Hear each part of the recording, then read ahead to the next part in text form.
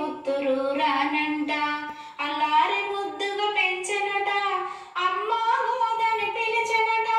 విష్ణు చిత్తుని బిడ్డంట, వెళ్ళి పుత్తురు రానంట. తులసి మాలలు అల్లెనట, తాను వేసుకొని చూసెనట. తులసి మాలలు అల్లెనట, తాను వేసుకొని చూసెనట. ఆ మాలలనే శ్రీహరి మెడలో అలంకరణగా చేసినట. ఆ మాలలనే శ్రీహరి మెడలో అలంకరణగా చేసినట. విష్ణు చిత్తుని బిడ్డంట, వెళ్ళి పుత్తురు రానంట. అల్లారి ముద్దుగా పెంచెనట, అమ్మ గోదని పిలిచెనట. విష్ణు చిత్తుని బిడ్డంట, వెళ్ళి పుత్తురు రానంట.